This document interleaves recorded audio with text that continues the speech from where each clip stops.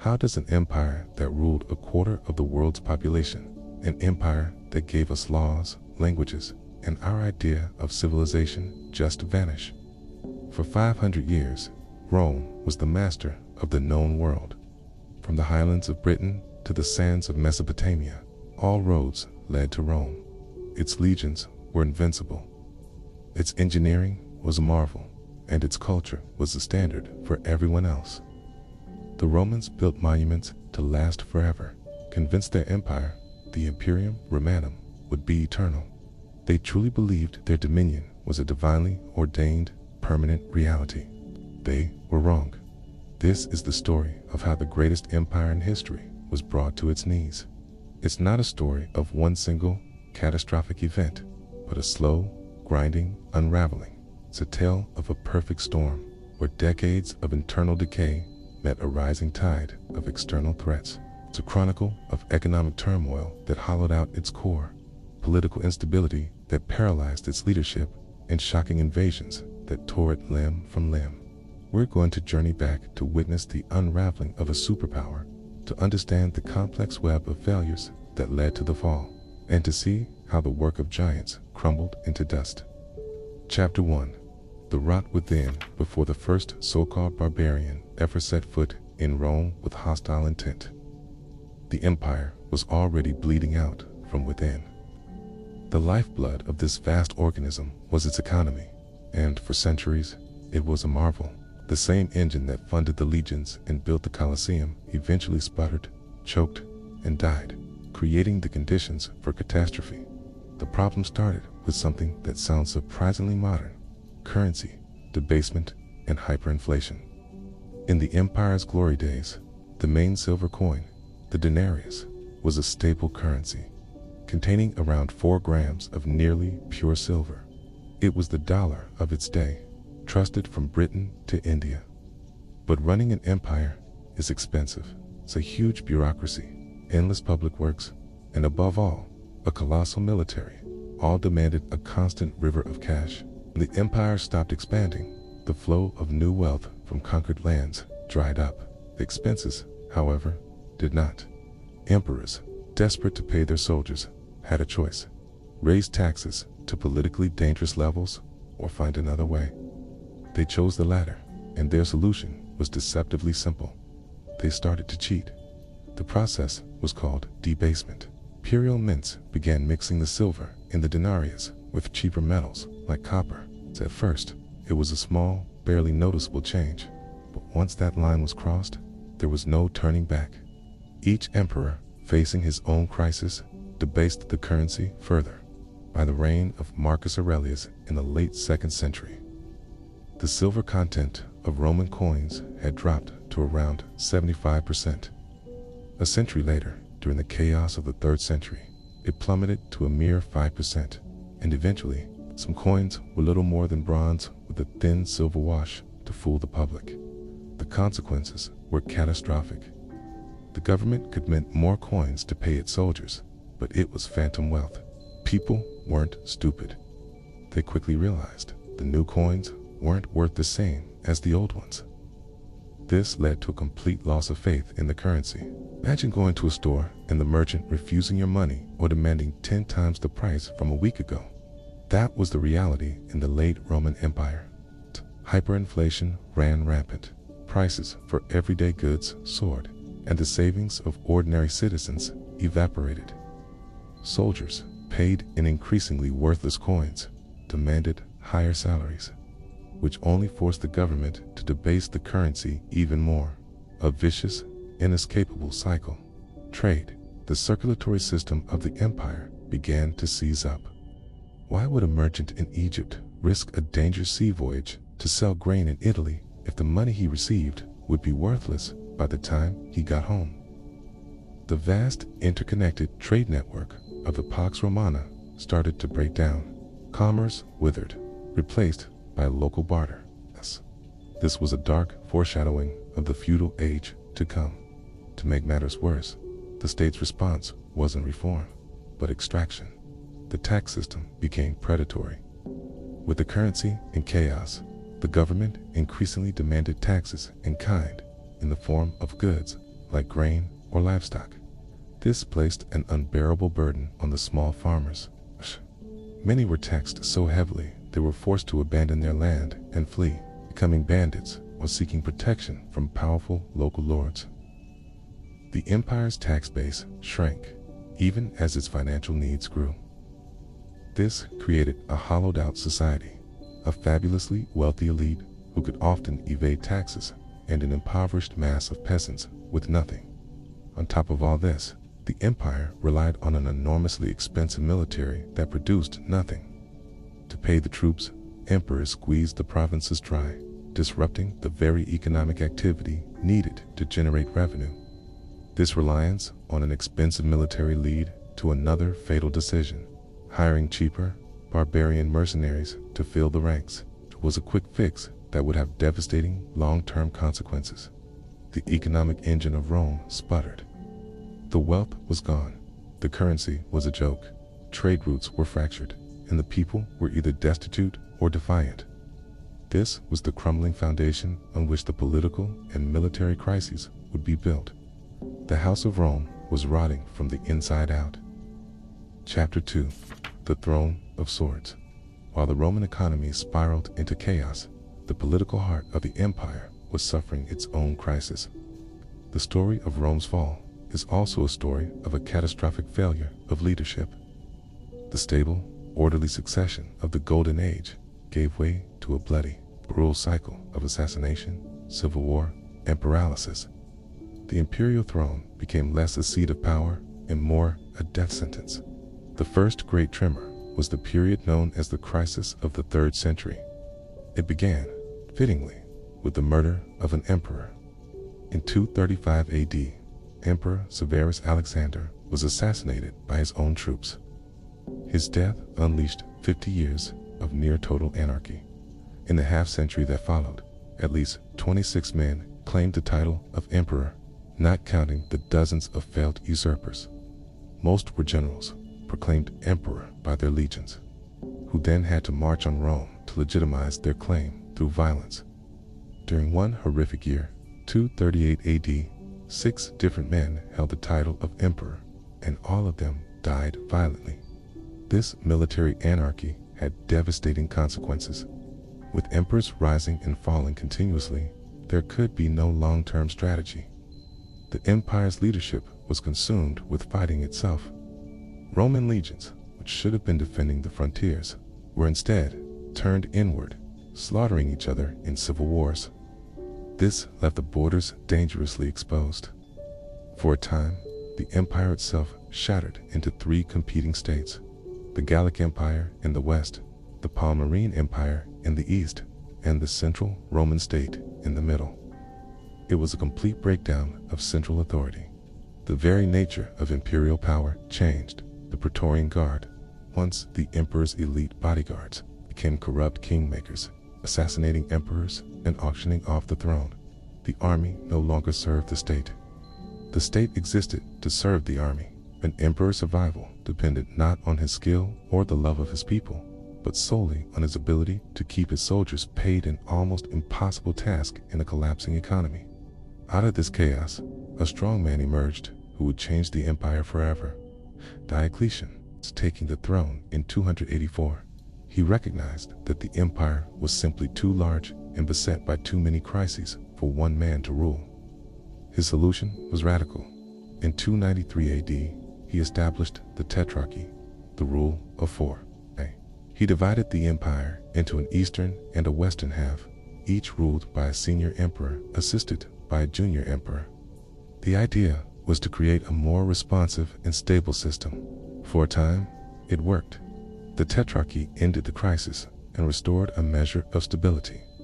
But the system relied entirely on the goodwill of 4 powerful men, underestimating the raw ambition of the Romans. The moment Diocletian abdicated in 305 AD, the system fractured and the empire plunged back into civil war. These wars were eventually won by Constantine the Great. By 324 AD, he had reunited the entire empire. But he made a decision that, while logical at the time, would seal the fate of the West. In 330 AD, He officially moved the capital of the empire from Rome to a new city on the site of ancient Byzantium, Constantinople. It was a strategic masterstroke, perfectly positioned at the crossroads of Europe and Asia. The East had always been the wealthier half. Moving the capital simply acknowledged the fact. But for old Rome and the entire western half, it was a devastating blow. The center of gravity shifted eastward. Wealth, talent, and resources were drained from the west to build the magnificent new capital. The west became a poorer, less populated, and more vulnerable appendage. After the death of Emperor Theodosius I in 395 AD, the empire was formally and permanently divided between his two sons. His son, Arcadius, ruled the east, while his 10-year-old son, Honorius, became emperor of the west. This final division created two distinct empires with two governments and two armies who increasingly saw each other not as partners, but as rivals. The Western Roman Empire was now on its own, and it was led by a succession of weak, inept, and often child emperors. Honorius, who reigned for nearly 30 years, was a perfect example of puppet ruler controlled by his generals. His court in the defensible city of Ravenna was a snake pit of intrigue. In 408 AD, in a fit of paranoia, Honorius approved the execution of his most capable general, Stilicho. Stilicho, a man of Vandal heritage, had repeatedly defeated barbarian incursions. His execution was an act of political suicide. It decapitated the Western military command just as the greatest threat was gathering at its borders. The political rot had reached its final stage. A divided, poorly led, and broken Western Empire now stood utterly defenseless, waiting for the final push. We are tracing the threads of an empire unraveling, a story that has been told for centuries, yet continues to fascinate and teach us. If you're finding this journey through the twilight of Rome compelling, take a moment to support the channel. Hit that subscribe button and click the bell icon so you don't miss the epic conclusion to this story. Your support makes this kind of historical storytelling possible. Now, let's return to the frontiers of a dying empire where the final act is about to begin. Chapter 3: The Breaking of the Eagles. The economic and political decay of the Western Roman Empire created a power vacuum. And vacuums in history are never empty for long. For centuries, Rome had been the predator. Now, weakened, Rome became the prey. The final pillar of its collapse was a series of massive, violent incursions by barbarian peoples, culminating in the unthinkable, the sacking of the city of Rome itself. The term barbarian was a Roman one for anyone who wasn't Roman or Greek, but the reality was more complex. The peoples on Rome's borders, Goths, Vandals, Franks, had been in contact with the empire for hundreds of years. They traded with Rome and served in its armies. What set the final crisis in motion was the arrival of a new, terrifying force from the Eurasian steppe, the Huns. Around 370 AD, these nomadic warriors swept into Eastern Europe, creating a domino effect. Fleeing the Huns, entire nations were pushed against Rome's borders. In 376, a large group of Goths appeared on the banks of the Danube, begging Emperor Valens to let them cross and settle as refugees. Valens agreed, seeing potential army recruits, but the plan was horribly mismanaged. Corrupt Roman officials exploited the refugees, driving a desperate people to rebellion. The conflict came to a head in August of 378, near the city of Adrianople. Valens, eager for glory, launched a reckless attack on the Gothic camp. The result was one of the most disastrous defeats in Roman history. The Gothic cavalry returned unexpectedly, smashed into the Roman flank, and annihilated Valens' army. So many as 20,000 Roman soldiers, a huge portion of the Eastern army, were wiped out. Emperor Valens himself was killed, his body never found. Adrianople was more than a battle. It was a psychological earthquake. It shattered the myth of Roman invincibility. It proved a barbarian army could destroy a major imperial force and kill an emperor on the field. A new precedent was set. The Goths were allowed to settle within the empire as a semi-autonomous nation. It was the beginning of the end for Roman control over its own territory. The main protagonist of the next chapter was a Goth named Alaric. Enraged by broken promises from the imperial court, Alaric led his Visigoths on a rampage, first through Greece and then into Italy itself. For years, he was held at bay by the brilliant General Stilicho. But as we know, Emperor Honorius had Stilicho executed in 408, with Rome's best defender gone. The path was clear. Alaric didn't necessarily want to destroy the empire, but to carve out a place for his people within it, grabbing land, gold, and a title for himself. But Honorius, safe in Ravenna, refused to negotiate in good faith. Alaric besieged Rome 3 times. The first 2 times, he was bought off. But after the 3rd siege, his patience ran out. On August 24th for 10, someone inside the city opened the Salarian gate, and the Visigoths poured in. For the first time in 800 years, the city of Rome had fallen to a foreign enemy. For 3 days, Alaric's men plundered the ancient capital. The sack was relatively restrained. Alaric, a Christian, ordered his men to spare the main churches. But the psychological damage was immense. News of the sack sent shockwaves across the world, to both Romans and barbarians. It was a symbol that the Western Empire was broken. If Rome itself could fall, nothing was safe. The sack of 410 was just the beginning. The floodgates were open, 4-6, with a Rhine frontier stripped of troops. A massive wave of Vandals, Alans, and Suabi crossed the frozen river into Gaul. The Vandals, in particular, proved to be a dire threat. They rampaged through Spain, and, in 429, crossed into North Africa, the breadbasket of the Western Empire. Their conquest of this vital province, culminating in the capture of Carthage, was perhaps an even more crippling blow than the sack of Rome. It deprived the empire of its main source of grain and a huge chunk of its tax revenue. Meanwhile, the Huns returned under their infamous leader, Attila. In 451, at the Battle of the Catalonian Plains, combined Roman and Visigothic army, led by the last great Roman general, Idius, fought Attila to a bloody standstill. It was a tactical victory, but it came at a terrible cost. Idius, like Stilicho before him, would not be rewarded. In 454, he was murdered by the suspicious Emperor Valentinian III. And again, the murder of a competent general had immediate, disastrous consequences.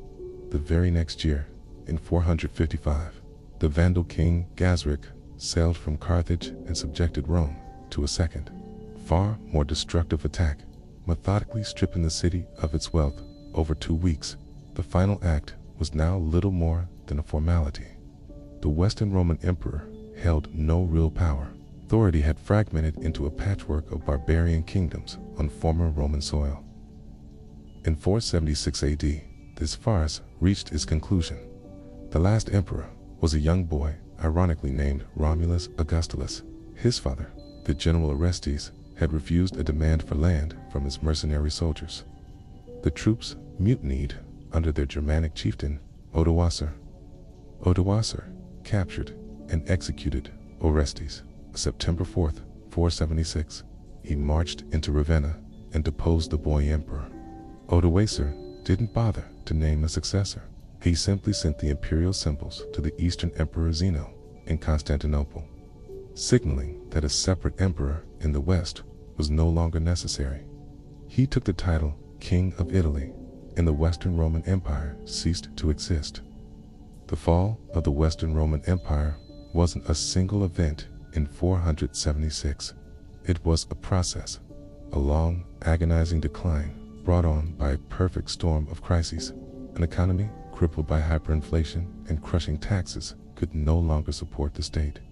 A political system mired in civil war and led by a succession of weak emperors offered no direction. And a military that was overstretched and underfunded could no longer defend its own borders. The symbolic end in 476 wasn't a fiery apocalypse, but a quiet fizzle. The last emperor wasn't a mighty Augustus, but a powerless boy sent into peaceful retirement. By then, the real power had long since shifted to Germanic kings. What had fallen was the central political structure of the West. But did Rome truly fall? In one sense, yes. The political unity of Western Europe was shattered. But in another, more profound sense, Rome never vanished. In the East, the Roman Empire would endure as the Byzantine Empire for another 1,000 years. And even in the fallen West, Rome's legacy was everywhere. The new kingdoms were built on its ruins. They adopted Roman law, administration, and a language. The Roman Catholic Church, based in the city of Rome, would become the dominant spiritual and cultural force in Europe for the next millennium. The story of Rome's fall is more than just ancient history. It's a timeless warning. It shows how even the mightiest civilizations can collapse under the weight of internal decay. It shows that economic stability, competent leadership, and social cohesion are essential pillars of survival. The work of giants did crumble, but its echoes shaped the world we inherit today, and its story will forever haunt and instruct the empires that have followed.